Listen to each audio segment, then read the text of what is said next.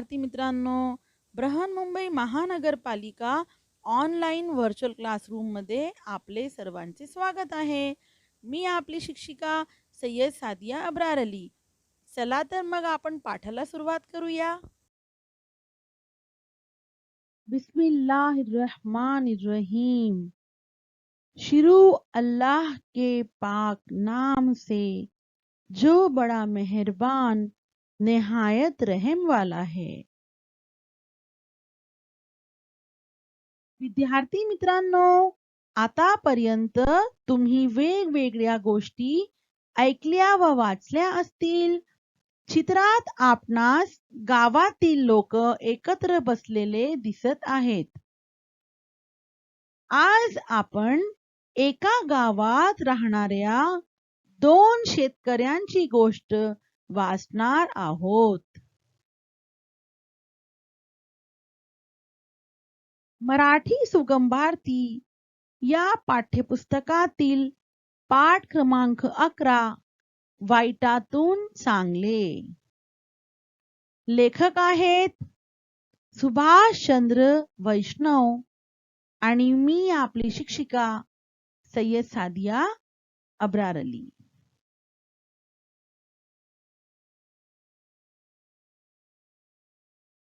ही आहे आपली पाठ्यपुस्तक सुगम भारती आणि पुस्तक क्रमांक 32 वर हा पाठ दिलेला आहे. पाठाचा परिचय.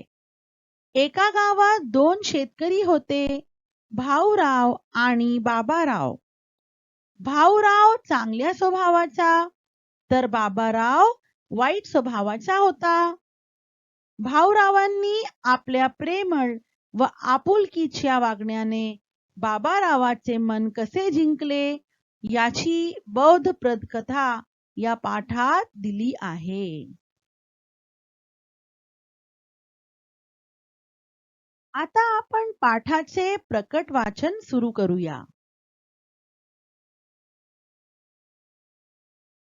पाठ क्रमांक 11 वाईटातून चांगले. सुभाषचंद्र वैष्णव. एका गावात 2 शेतकरी राहत होते. त्यांपैकी एक भाऊराव तर दुसरे बाबाराव. भाऊराव मनमिळाव आणि प्रत्येकाला मदत करणारे होते. याच्या उलट बाबाराव अहंकारी व भांडखोर स्वभावाचे होते. भाऊरावांना खूप मित्र होते, तर बाबारावांच्या वाटेला कुणी जात नसे. दुर्दैवाने त्या दोघांची शेते शेजारी होती.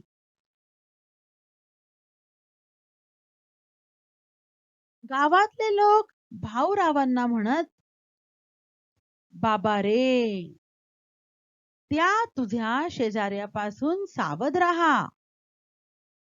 तो फार दुष्ट माणूस आहे. त्याच्याशी कुणी संबंध ठेवत नाही. त्याला कुणी मित्रही नाही. त्यावर भाऊराव म्हणायचे, काही काळजी करू नका. एक ना एक दिवस असा येईल की तो दुष्ट माझा मित्र होईल. त्यांचे ते बोलणे ऐकून सारे हसत असत. दिवसांमागून दिवस निघून गेले. भाऊराव आणि बाबाराव यांची वृत्ती काही बदलली नाही. एकदा भाऊरावांच्या घरी मुलीचे लग्न होते. सर्वांना निमंत्रणे पाठवण्यात आली. तसेच बाबारावांना देखील निमंत्रण दिले गेले. पण शेजारधर्म म्हणून त्यांनी काही मदत तर केलीच नाही आणि लग्नालाही आले नाहीत.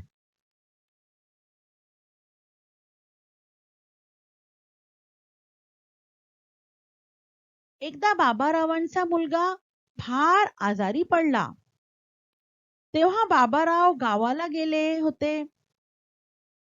त्या गावात मोठा दवाखाना नसल्याने मुलाला तातडीने शेजारच्या गावी दवाखान्यात नेणे गरजेचे होते. मुलाची आई नेणार कशी? त्यातच जोरदार पावसाला सुरुवात झाली. बाबारावांचा स्वभाव माहीत असल्यामुळे कुणीही मदतीला आले नाही.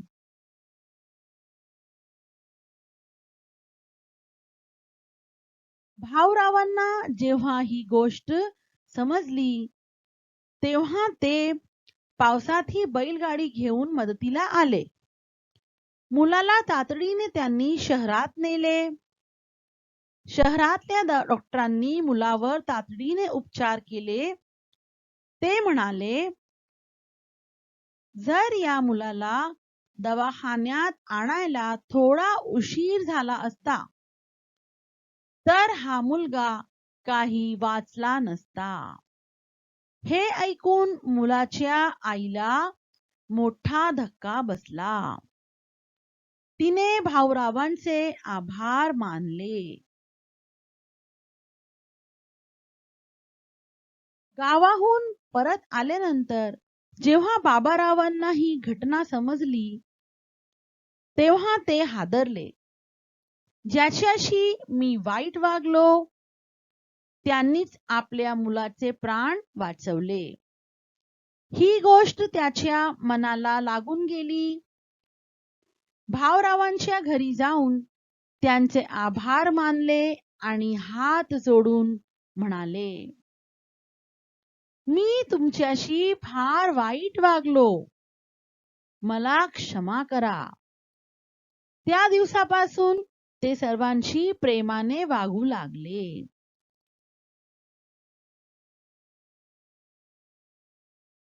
आता आपण पाठाचे स्पष्टीकरणाला सुरुवात करूया.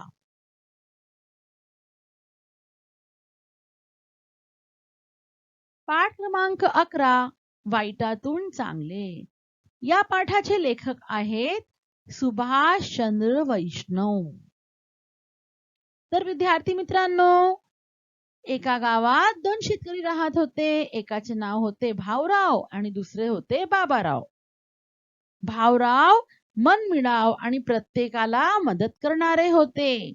मनमिळाव या शब्दाचे अर्थ आहे मिळून मिसळून वागणारा. याच्या उलट बाबाराव अहंकारी व भांडखोर स्वभावाचे होते. अहंकारी या शब्दाचे अर्थ आहे स्वतःला श्रेष्ठ समजणारा. भाऊरावांना खूप मित्र होते कारण त्यांचा स्वभाव खूप छान होता. तर बाबारावांच्या वाटेला कुणी जात नसे. बाबाराव खूप अहंकारी होते, त्यांच्या वाटेला कोणी जात नसे. वाटेला जाणे याचे अर्थ आहे त्रास देणे. त्यांना कोणीही त्रास देत नसे. दुर्भाग्याने त्या दोघांची शेते शेजारी होती. दोघांची शेते कुठे होती? शेजारी होती. दुर्दैव या शब्दाचे अर्थ आहे दुर्भाग्य.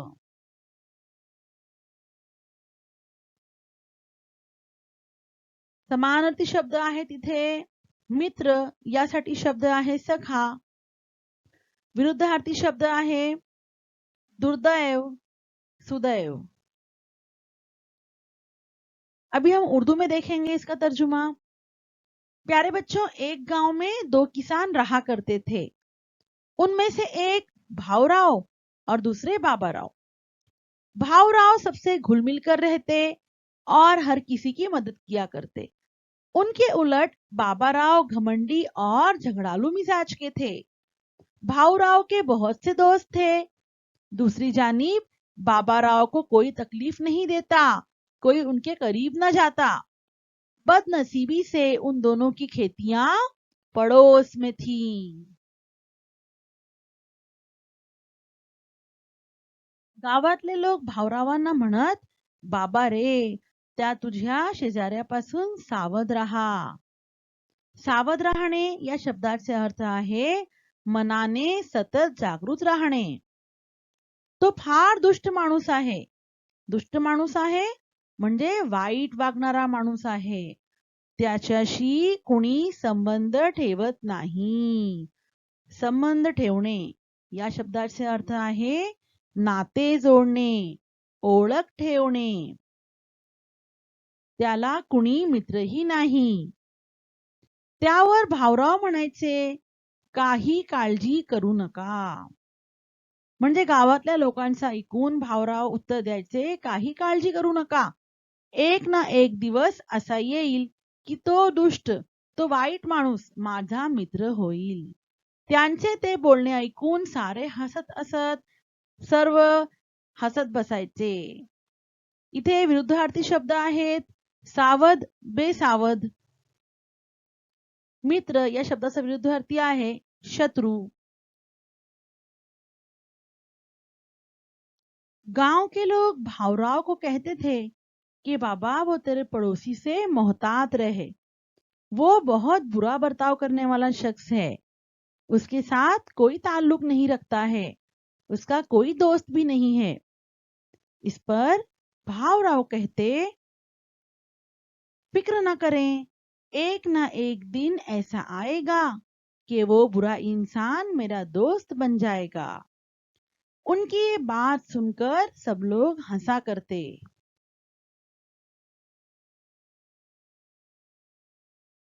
दिवसांमागून दिवस निघून गेले. भाऊराव आणि बाबाराव यांची वृत्ती काही बदलली नाही. वृत्ती या शब्दाचे अर्थ आहे स्वभाव. खूप दिवस निघून गेले तरीही भाऊराव आणि बाबाराव यांच्या स्वभावात काही बदल झाले नाही. एकदा भाऊरावांच्या घरी मुलीचे लग्न होते. सर्वांना निमंत्रणे पाठवण्यात आली. भाऊरावांनी सर्वांना निमंत्रणे दिली, तसेच बाबारावांना देखील निमंत्रण दिले गेले. पण शेजार धर्म म्हणून त्यांनी काही मदत तर केलीच नाही आणि लग्नालाही आले नाहीत. इथे निमंत्रण पाठवणे हे नवीन शब्द आहे. याचे अर्थ आहे आमंत्रण देणे. आणि शेजार धर्म या शब्दाचे अर्थ आहे शेजाऱ्याबरोबर वागणुकीची रीत, एक पद्धत. तर बाबारावांनी शेजार धर्म पाळले नाही. दिन ब दिन गुजरता रहा. भाऊराव और बाबाराव दोनों का भी मिजाज जरा भी तब्दील नहीं हुआ. एक दफा भाऊराव के घर बेटी की शादी थी. सभी को दावतनामा भेजा गया. इसी तरह बाबाराव को भी दावत दी गई. लेकिन पड़ोसी के फराइज सोचकर भी उन्होंने कोई मदद नहीं की और शादी में भी शिरकत नहीं की.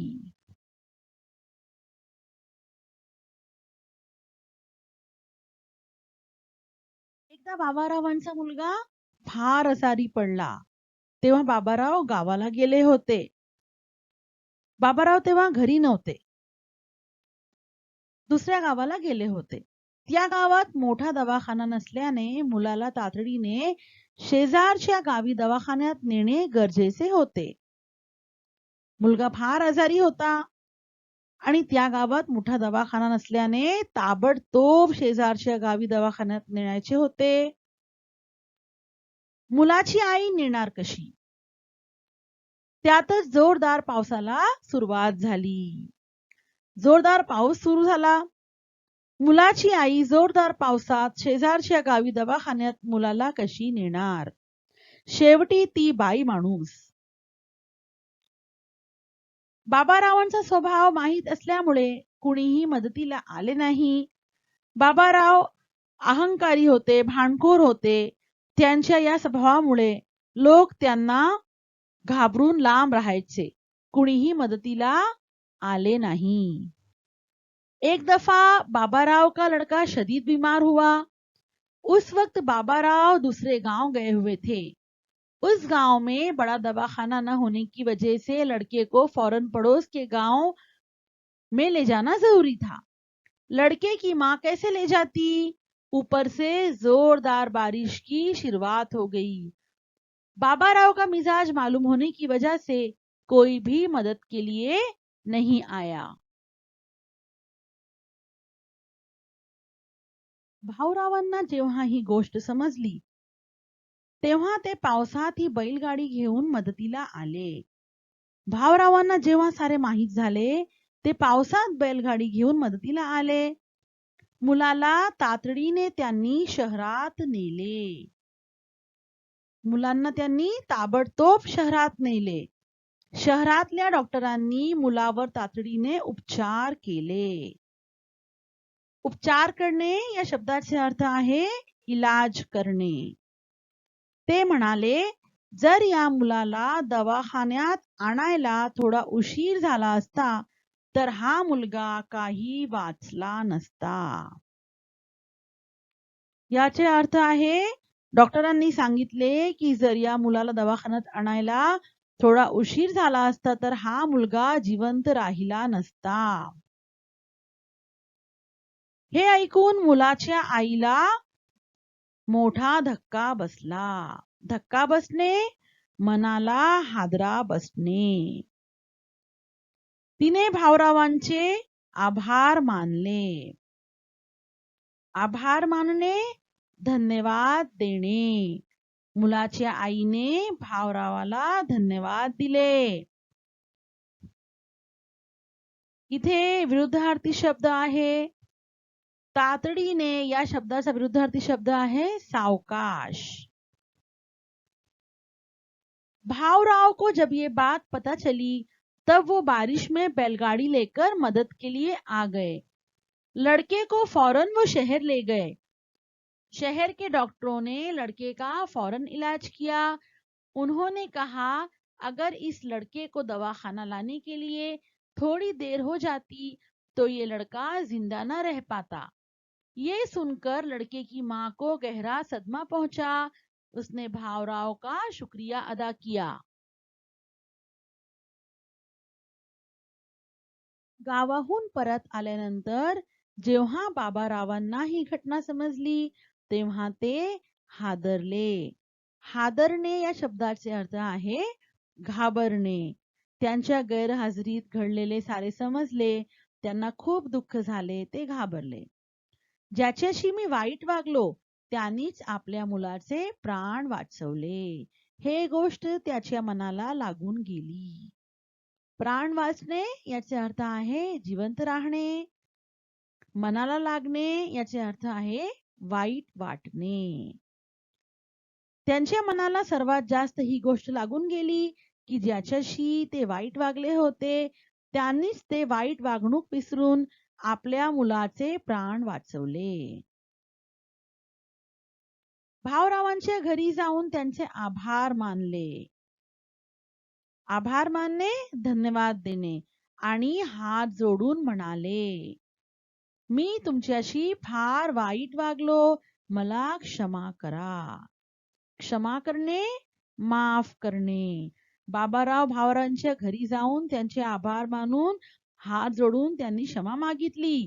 त्या दिवसापासून त्यांनी सर्वांसोबत प्रेमाने वागायची सुरुवात केली.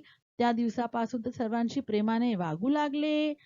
सर्वात मिळून मिसळून राहू लागले. इथे एक विरुद्धार्थी शब्द बघूया. वाईट या शब्दाचा विरुद्धार्थी शब्द आहे चांगला. गांव से लौटने के बाद जब बाबा राव को इस वाक्य का पता चला उन्हें गहरा सदमा पहुंचा. झटका लगा. जिसके साथ मैंने बुरा बर्ताव किया उसी ने अपने बेटे की जान बचाई. ये बात उनके दिल पर असर कर गई. भावराव के घर जाकर बाबा राव ने उसका शुक्रिया अदा किया. हाथ जोड़कर उससे माफी मांगी. अपने बुरे सलूक की माफी मांगी. उस दिन से वो हर किसी से प्यार का बर्ताव करने लगे.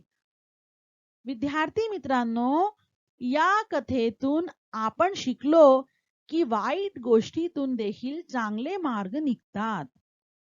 कोणीही आपल्याशी कितीही वाईट प्रीतीने वागला तरी तो दिवस नक्की येईल जेव्हा आपल्या समोरच्या व्यक्तीला त्याच्या स्वतःच्या वाईट वागण्याबद्दल लाज वाटेल. प्रिय मुलांनो, मला आशा आहे कि आपणास ही कथा चांगली समजली असेल. प्यारे बच्चों, इस कहानी से हमें ये सीख मिलती है कि बुराई से भी अच्छाई का रास्ता निकाला जा सकता है। कोई हमारे साथ कितना भी बुरा बर्ताव करे, एक दिन ऐसा जरूर आता है जब सामने वाला खुद अपने बुरे सलूक पर शर्मिंदा हो जाता है।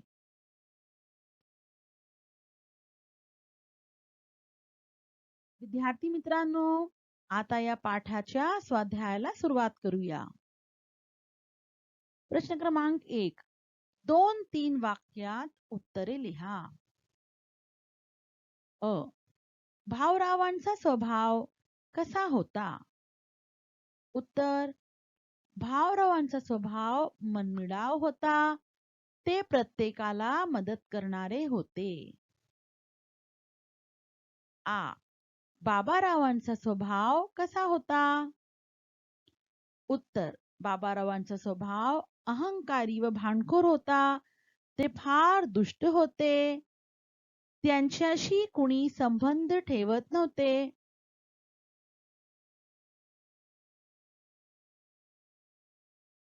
ई. भाऊरावांनी सर्वांना कशाची निमंत्रणे दिली? उत्तर. भाऊरावांच्या मुलीचे लग्न होते. त्याची निमंत्रणे भाऊरावांनी सर्वांना दिली. ई. बाबारावांच्या मुलाला शहरातील दवाखान्यात का न्यावे लागले? उत्तर. बाबारावांचा मुलगा फार आजारी पडला तेव्हा बाबाराव गावाला गेले होते. गावात मोठा दवाखाना नसल्यामुळे बाबारावांच्या मुलाला शहरातील दवाखान्यात न्यावे लागले.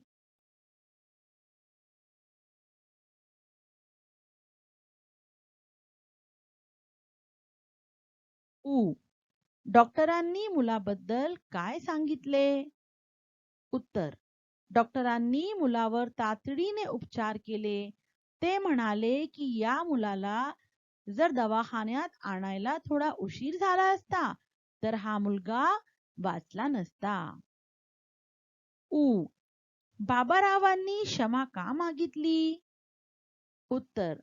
बाबारावांच्या आजारी मुलाला भर पावसात बैलगाडी काढून भाऊरावांनी शहरातल्या दवाखान्यात नेले. त्यामुळे मुलाचे प्राण वाचले हे बाबारावांना गावात आल्यावर कळले. ज्याच्याशी आपण वाईट वागलो त्या भाऊरावांनी आपल्या मुलाला वाचवले असे जाणून बाबारावांनी भाऊरावांची क्षमा मागितली. प्रश्न क्रमांक 2. खालील शब्दांच्या योग्य अर्थावर खूण करा. अ. आभार मानणे. 3 पर्याय दिलेले आहेत. यातून एक आपणास निवडायचा आहे. नमस्कार करणे, पाया पडणे, धन्यवाद देणे. धन्यवाद देणे हा याचा अर्थ आहे. आ. वाटेला जाणे. 3 पर्याय दिलेले आहेत. खोळी काढणे, रस्त्याने जाणे, धक्का बसणे.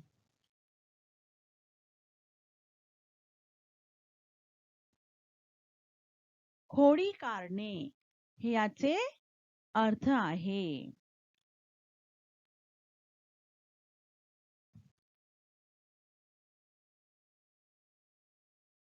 प्रश्न क्रमांक 3. खालील शब्दांचे समानार्थी शब्द पाठातून शोधून लिहा. शब्द समानार्थी शब्द आपण पाहूया. सखा, मित्र, माफी, क्षमा, विवाह, लग्न, जलद, लवकर, स्वभाव, वृत्ती, आवश्यक, गरज. या शब्दांना आपण आपल्या वहीत लिहावे. प्रश्न क्रमांक 4. खालील विरुद्धार्थी शब्दांच्या जोड्या लावा. दोन गट दिलेले आहेत, अ गट, ब गट.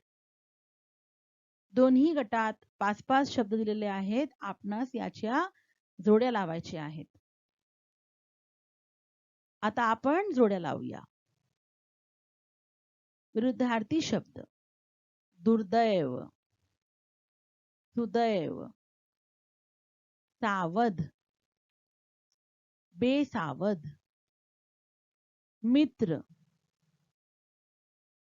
शत्रू, वाईट, चांगला, तातडीने, सावकाश. या विरुद्धार्थी शब्दांना आपल्या वहीत लिहावे. प्रश्न क्रमांक 5. धक्का यासारखे एकच अक्षर एकमेकांना जोडून तयार होणारे शब्द लिहा. किल्ला, घट्ट, मज्जा, टक्के, खड्डा, अण्णा. हे शब्द आपल्या वहीत लिहा. प्रश्न क्रमांक 6. खालील शब्दात लपलेले शब्द शोधा. पावसाथी या शब्दात अक्षरांपासून खूप सारे शब्द आपण लिहू शकतो. खूप सारे शब्द या शब्दातून आपण तयार करू शकतो. पाव, पात, वसा, वही, सात, हित, सातही, पावसात. भावरावाचा: भाऊ, भारा, भावा, भाचा, राऊ, रावा, वारा, वाचा, चारा, चावा, रावाचा, चारावा. गावातला: गावा, गात, गाला, वात, तवा, लागावा.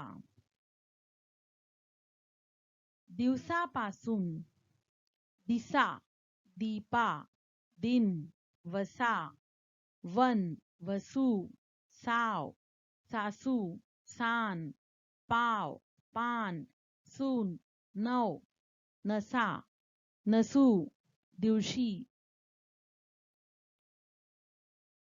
दिवसा, पासून, दिसून.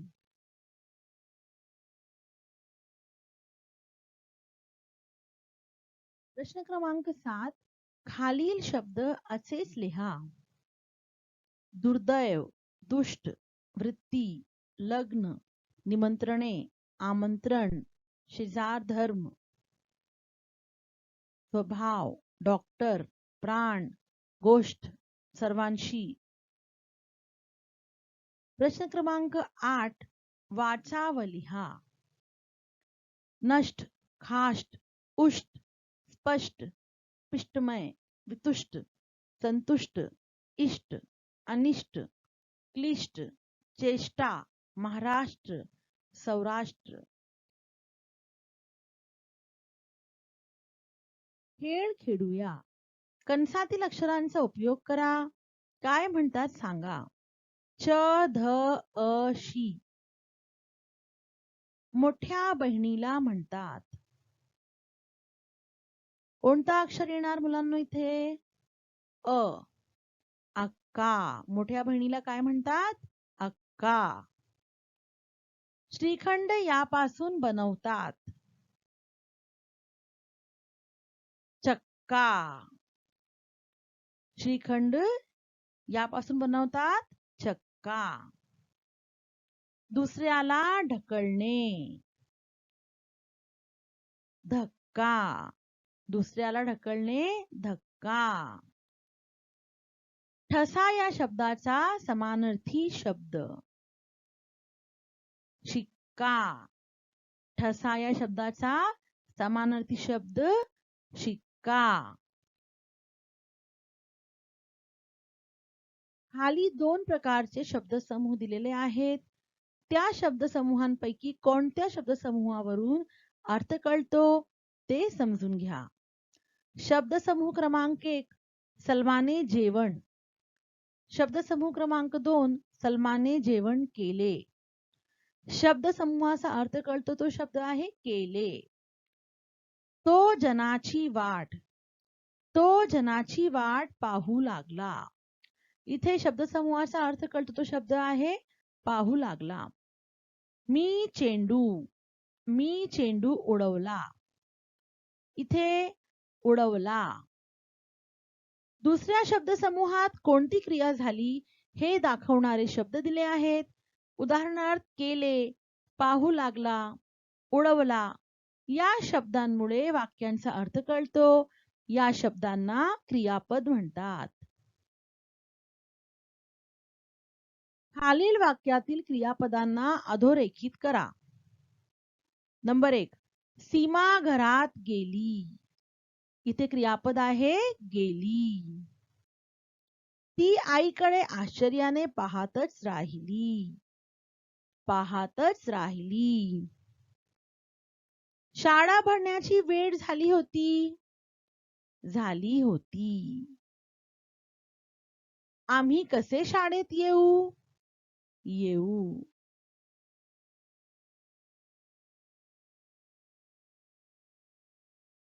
क्रियापदे घालून वाक्य पूर्ण करा. चित्राचा कालच वाढदिवस झाला. बाईंनी रमेशचे कौतुक केले. दोघांनी मिळून शिरा खाल्ला. आईने मावशीला पाणी दिले. विद्यार्थी मित्रांनो, मी अशी आशा बाळगते की आमचा हा व्हिडिओ तुम्हाला नक्कीच आवडला असेल. आज आपण जे शिकलात, समजून घेतलात त्याबद्दल तुम्हाला धन्यवाद देते. पुन्हा भेटूया पुढच्या तासात.